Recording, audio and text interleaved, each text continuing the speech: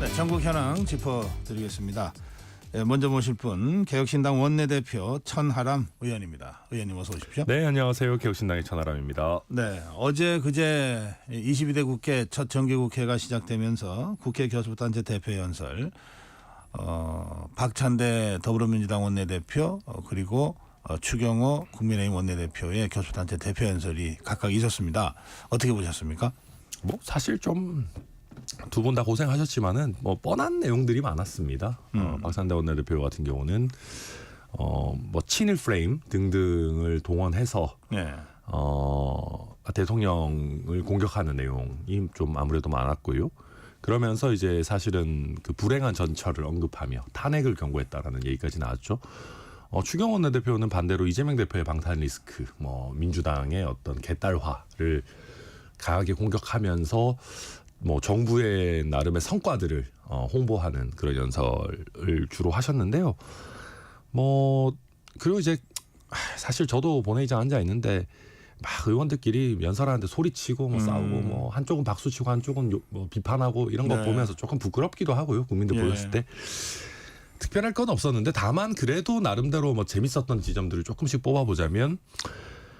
박찬대 원내대표가 이제 아주 공식적으로 4년 중임제를 이야기하면서 또 결선 투표제까지 명시적으로 언급을 했어요. 그런 예. 부분은 향후에 개헌 논의를 할 때 또 나름 중요한 시작점이 될 수 있을 것 같고, 추경호 원내대표 같은 경우는 소수 여당 원내대표의 고충이 느껴졌어요. 이재명 대표를 공격하면서도 어쨌든 협치를 통해서 뭔가 성과를 내야 되겠다라는 예. 고충이 느껴져서 여야 원내대표가 그래도 공통적으로 또 여야정 여야 의정 등등의 어쨌든 협의체를 구성을 서둘러야 된다라는 얘기들을 하는 걸 보면서 네. 양쪽 다 답 없이 부딪히고 싸우고 하지만 그래도 뭔가 성과를 내야겠다라는 그 책임감은 가지고 있구나. 그래서 사실은 저희 개혁신당이 특히 뭔가 그래도 일이 되도록 하고 너무 막 서로 평행선만 달리지 말자고 해서 좀 중재하는 역할들을 자임하고 있는 면도 있는데 네. 여야가 다 그런 필요성을 느끼고 있는 거는 같아서 나름의 소득이 아니었나 생각합니다. 네. 그 지난번에 한동훈 대표, 이재명 대표 그 양당 대표 회담 이후에 네. 이게 사실 협치해보자고 만났던 건데 그리고 난 다음 날부터 뭐 계엄설 준비론 뭐 등등 해서 또 아주 이제 파행이었잖아요.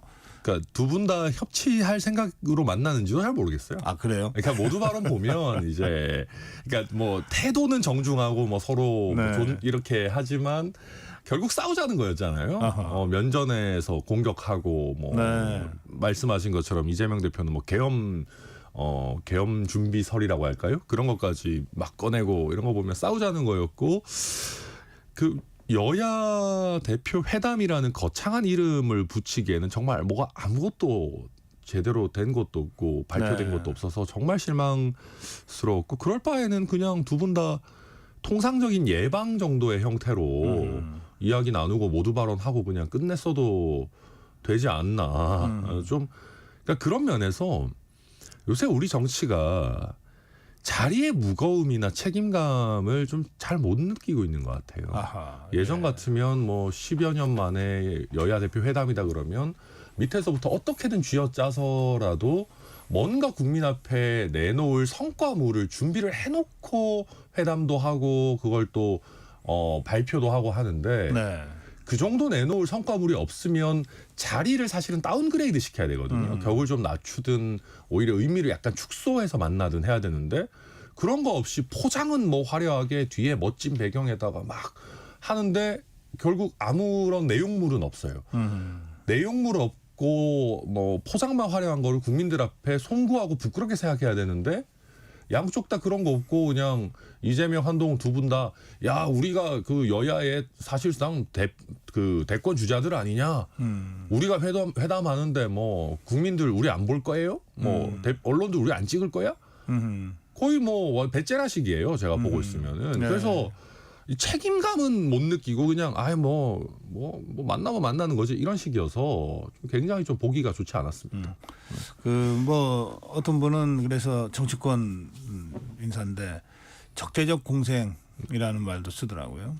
그렇죠. 내가 잘하거나 어떤 성과를 내놓지 않아도 상대방이 더 꼴 보기 싫어요. 만 가지고 버틸 수 있는 상황으로 가는 건데 네. 결국 그런 적대적 공생관계를 깨려면 외부 충격이 있어야 되죠. 외부의 새로운 신선한 경쟁들이 있어야 되는데 그런 면에서 저는 개혁신당에 주어진 과제가 굉장히 무겁다고 생각하고 아하, 개혁신당이 예. 그 점을 아직까지는 그렇게 잘하고 있지는 않다. 더 저희가 좀 치고 나가고 대한민국에 필요한 아젠다들을 더 좀 추구해 나가는 면들이 네. 있어야 되지 않을까. 그래야 그걸 깰 수 있을 거다 생각합니다. 네. 스스로 개혁신당에 대해서 또 말씀을 하셨는데 네. 사실 이제 그런 제3의 목소리 뭐 또는 이 여야 간의 가파른 대치 국면을 조금이라도 완화할 수 있는 어떤 완충 역할 네. 이런 것을 기대하고 국민들이 개혁신당이나 뭐 다른 여러 정당에 표를 주셨다고 해석을 저도 그렇죠. 하고 싶은데 네. 그런데 그 제3지대 정당들이 이런 교섭단체 대표 연설 같은 데는 완전히 원천적으로 배제되잖아요. 그렇죠. 이 문제를 해결하기 위해서 여러 정당들 간의 논의도 있었던 걸로 제가 아는데요. 그렇죠. 공동교섭단체 논의도 있고요. 그리고 이제 비교섭단체 대표 발언 뭐 이런 것들도 예. 사실은 있는데 네.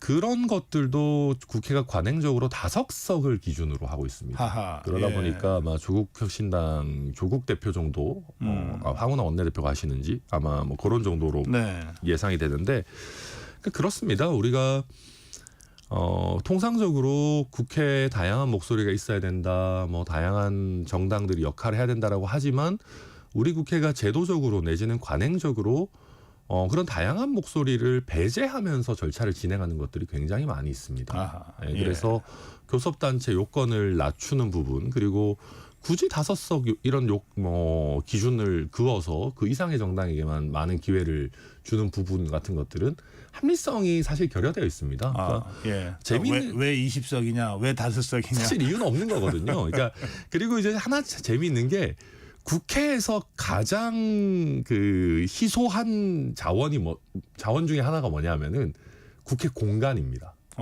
그렇죠. 보면 이번에도 국회 예. 개원하고 초기에 조국혁신당에서 그래요. 네. 뭐 공간이 너무 작다, 화장실 앞은 안 된다, 막 그러지 않았습니까? 근데 재미있는 것은 국회 공간 배분의 기준이 3석부터입니다. 예. 3석부터 이제 우리가 뉴스에서 보는 이 그래요? 정당별 대회의실 또 당대표실 이런 것들이 국회 내에서 지급이 되게 되는데 그럼 사실상 3석 이상을 교섭단체로 인정을 하는 거네요. 뭐 어쨌든 하나의 국회에서 공간을 점유할 만한 결사체로 인정을 하는 것이죠. 네. 뭐 가장 희소한 정당 공간에 대해서도 그렇게 평가를 할진데 사실은 발언 기회라든지 발언 시간이라는 거는 그 정도로 희소하진 않습니다. 네. 회의 조금 더 길게 하면 되는 거거든요. 아하. 그래서 그런 면에서 저는 우리 국회 운영에 있어서도 이미 있는 우리 국회 내의 다양성을 좀 발휘될 수 있도록 하는 것이 좋지 않나 뭐 그렇게 예. 하고 있습니다. 알겠습니다. 네.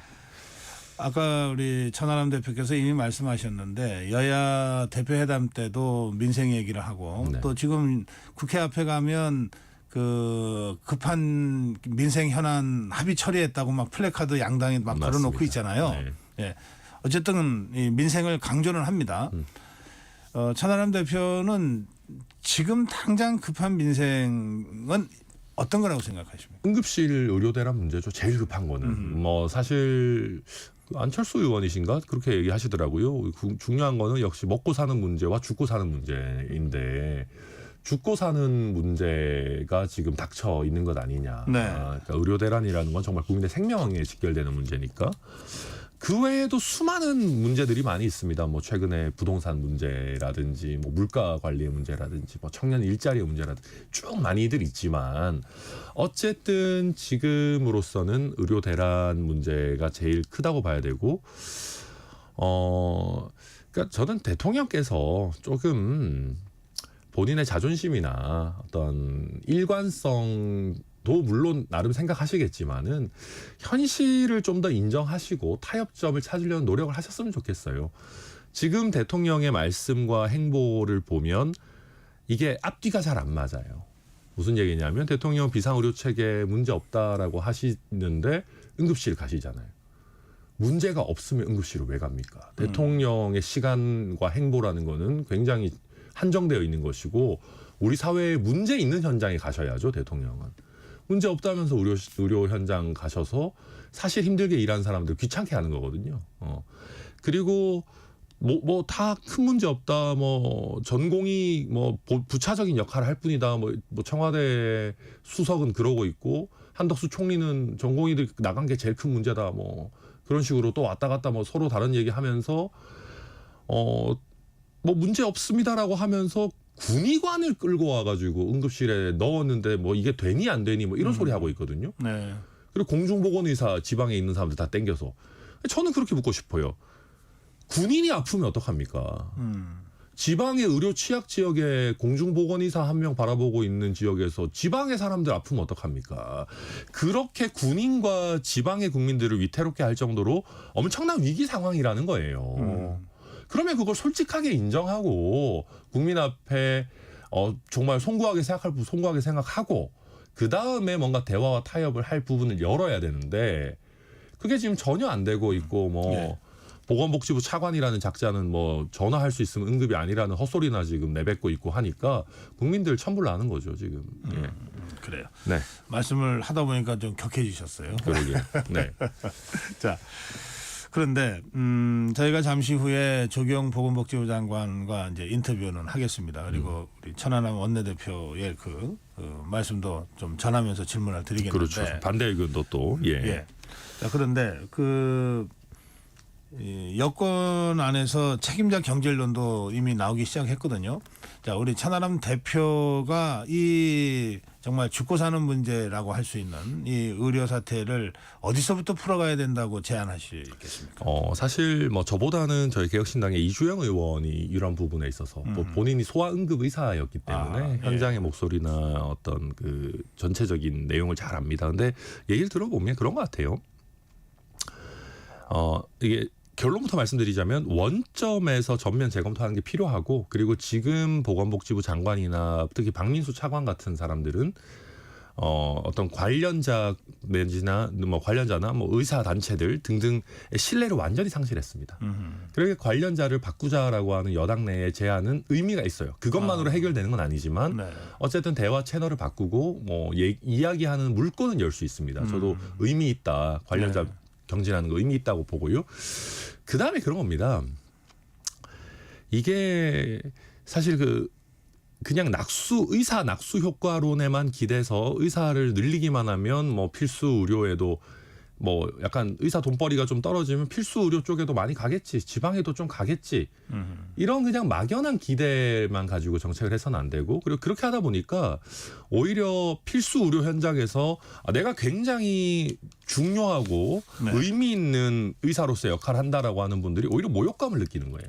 네. 내가 뭐 피부과 성형외과 돈 잘 버는 거 못해서 이거 하는 사람인 것처럼 그쪽에 하방이 붕괴되면 더 사람들이 많이 오는 것처럼 왜 나의 어떤 역할이나 사명감이나 지위를 폄하하냐라는 부분들도 있는 겁니다. 그래서 이게 단순히 어떤 우리가 늘 그런 얘기 하지 않습니까?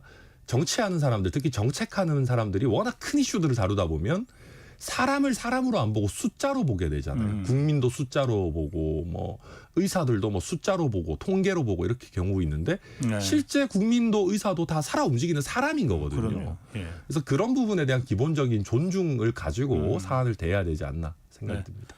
예, 우선 보건복지부 책임자들의 경지를 통해서 이 대화의 물꼬를 트고 네. 그리고 의사 한 사람, 전공의 한 사람, 의대생 한 사람을 존중하는 네, 그런 마인드를 가지고 그러면서 원점에서 좀 다 모든 옵션을 열어두고 대화를 해야 될 것 못할 같습니다. 문제가 없다. 이런 네, 취지의 그렇습니다. 말씀이십니다. 알겠습니다. 자, 이 해병대원 특검법 문제도 지금 계속해서 악순환의 고리에서 빠져나오지 못하고 있습니다. 지금 네 번째 특검안을 더불어민주당과 야5당이 지금 발의를 했어요. 그게 이른바 제3자 특검안에다가 국회 야당의 비토권이 결합이 되는 바람에 국민의힘에서는 뭐 즉각 반대 입장이 나왔습니다. 근데 그 부분 관련해서는 개혁신당은 빠진 것으로 알고 있는데요. 그러니까 저희는 최상병 특검을 하기 위한 모든 시도가 다 의미 있다고 생각하고 어떻게든 되는 쪽으로 저희는 일을 해보려고 합니다. 그리고 당연히 이 법안도 저희는 본회의장 올라오면 찬성은 할 겁니다. 그런데 이제 내용 요약해 주셨지만 저도 천하람안이라고 하는 대한변협 추천 제3자 추천안을 제안한 바가 있습니다. 그런데 제가 이 제3자 추천 대한변협 방식을 제안했을 때 취지는 크게 두 가지거든요. 첫째로는 정말 여야에서 좀 떨어져 있는 정치권과 분리된 제3자가 추천하도록 하자. 그래서 네. 정쟁의 요소를 최소화하자라는 게 첫 번째였고, 또 한 가지는 제가 이거를 만들면서 여야의 의원들하고 상의를 많이 했어요. 그래서 양쪽에서 그래도 이 정도면 받을 수 있겠지, 일이 될 수 있겠지라고 하는 기대를 가지고 사실은 제안을 한 겁니다. 네.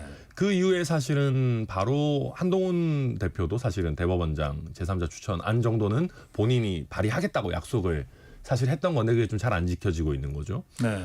그래서 이제 요약하자면 지금 이번에 민주당에서 그 야당의 비토권 그리고 뭐 재추천 요구권을 넣어놓은 법안은 제가 처음에 제3자 추천 방식을 제안했던 거랑은 조금 거리가 있습니다. 아하. 그러다 보니까 제가 공동 발의에는 참여를 하지는 않은 것이고요. 네. 조금 더 이제 아마 민주당에서도 협상의 여지를 남겨놓은 거라고 생각합니다. 그래서 국민의힘에서도 이 안이 마음에 안 들면 뭐 마음에 안 든다 비판한다라고만 하지 마시고 결국 국민의힘 안 내지는 한동훈 안이라는 것이 테이블 위로 좀 올라와야 좀 더 진전된 논의가 가능하지 않을까 싶고 한동훈 대표가 언제까지 자기가 한 말을 뭉개고 어기면서 버틸 수 있을지 잘 모르겠어요. 차라리 솔직하게 내가 당내에서 너무 힘이 없고 의원들 뭐 8명이든 10명이든 모으는 게 잘 안 돼서 못하겠습니다. 라고 하든가. 이걸 언제까지 이렇게 뭐 꾸역꾸역 끌면서 친한계 의원들은 방송 나와서 뭐 지금도 한동훈 대표 의지는 있고 뭐 우리 텔레그램 방에 있는 사람들만 모아도 뭐 얼마든지 할 수 있다. 얼마든지 할 수 있으면 해야죠. 그게 약속이었는데. 네. 그러니까 지금 한동훈 대표는 굉장히 좀 겁을 먹은 듯한 내지는 좀 비겁한 모습으로 일관하고 있는 것 아닌가 이렇게 네. 보여집니다. 알겠습니다. 먼저 안을 내라 이거죠. 그럼요. 이미 먼저도 아니죠. 뭐 이미 지금 뭐 완전 많이 그러네요. 지나왔죠. 예. 늦었지만 지금이라도 안을 내는 게 필요하다 생각합니다. 그 문재인 전 대통령과 그 가족들에 대한 그 수사가 속도를 내면서 문재인 전 대통령을 피의자로 적시하는 구속영장이 발부가 돼서 네. 이것에 대한 정치보복이다라고 하는 야권의 검찰에 대한 비판이 있습니다. 이 상황 어떻게 보시는지? 뭐 고민정 의원 그런 얘기도 하셨더라고요. 명품백은 선물이고 월급은 뇌물이냐 뭐 하면서 이제 김건희 여사 수사와의 기준이 다른 점을 지적하시는데 제가 봐도 김건희 여사 수사가 이렇게 뭐 그냥 아무 문제 없다라고 해서 끝난 것 뭐 적절한지 모르겠습니다. 왜냐하면 대한민국에서 공직자 내지는 공직자 배우자 가족의 윤리 기준이라는 것은 계속해서 엄격해져 왔습니다. 그런 기조를 저는 완전히 무너뜨리는 굉장히 잘못된 선례라고 생각이 듭니다. 근데 이제 그런 겁니다. 제가 국민의 관점에서 정치권에서 이런 거 가지고 싸울 때 저쪽은 잘못했는데 처벌 안 받아요. 왜 우리만 가지고 그래요? 맨날 이 얘기 하잖아요. 네. 저쪽이 잘못했는데 처벌 안 받는 거는 그거는 별개의 문제고 지금 이 사안이 죄가 있는지 없는지 따져야 되는 거잖아요. 네. 물론 공정하지 않아요라고 얘기할 수 있죠. 우리 학교 다닐 때도 왜 쟤는 놔두고 저만 그러세요 선생님 할 수 있지만 그렇다고 해서 내가 잘못한 게 없어지는 건 아니잖아요. 그렇죠. 그렇지 않습니까? 그러니까 이게 이제 자꾸 그런 피장파장의 오류 내지는 뭐 쟤를 처벌 안 했으면 나도 하면 안 돼요 식의 잘못된 오류를 범하게 되는데 네. 저쪽도 잘못이고 나도 잘못일 수 있는 겁니다. 네. 그래서 문재인 전 대통령 가족과 문재인 대통령에 대한 수사는 아직 저는 좀 열어봐야 된다고 생각하고 초기 단계니까. 그리고 예. 과거에 전 정권에 대한 수사에 열을 올리고 검찰 특수부에 그렇게 힘을 실어주고 특수부 검사였던 윤석열 대통령을 대선 주자로까지 키워주고 결과적으로 대통령까지 만들어줬던 민주당과 뭐 조국 대표님 이런 분들이 이제 와서 뭐 전 정권 수사하면 안 된다, 가족은 건드리면 안 된다 이런 얘기하는 거는 사실 좀 내로남불 아닌가, 좀 위선 아닌가 생각합니다. 예. 마지막 질문인데요. 지금 김건희 여사 말씀을 잠깐 하셨는데 김건희 여사가 지난번 총선에 공천에 개입했다고 하는 의혹이 보도가 됐어요. 네.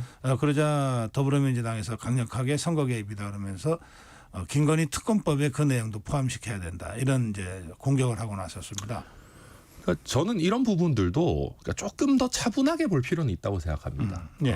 아직까지는 의혹 단계고 뭐 여러분들의 이제 뭐 내용들이 좀 나오고 뭐 구체적인 내용들 나옵니다만은 물적 증거가 아직 나온 부분은 아닌 것 같습니다. 네. 그래서 물적 증거가 있다 뭐 이런 얘기들도 막 지금 돌고 있기 때문에 그런 부분들이 나오느냐를 좀 봐야 되고 더불어민주당이나 이제 우리 정치권에서도 너무 앞서 나가고 막 서두르고 이렇게 하기보다는 의혹이라든지 논란들이 나왔을 때 조금 차분하게 지켜보는 자세가 네. 오히려 더 건강한 거 아닌가 그렇게 생각이 듭니다. 이 문제 관련해서 이준석 의원이 아직 그렇게까지 나가기는 조금 이르다 뭐 이런 취지의 발언을 했더라고요. 그러니까 저희 개혁신당은 늘 조금 차분하고 호들갑 안 떠는 정치를 하려고 합니다. 그러니까 네. 정치권이 보면 무슨 일이 터지면 막 빨리 해가지고 뭐라도 내놔야 된다라는 조급함이 있어가지고 뭐 사회 이슈가 터졌을 때 사실 별로 도움도 안 되는 해결책을 급조해서 만들거나 네. 아니면 뭐 너무 동네 축구하듯이 공 던지면 막 쫓아가는 경향들이 예. 있는데 조금 차분하게 대응해야 된다 생각합니다. 동네 축구하지 말자. 동네 축구하면 안 되죠. 알겠습니다. 오늘 여기까지 말씀 듣겠습니다. 고맙습니다. 네, 감사합니다. 네, 개혁신당 원내대표 천하람 의원이었습니다.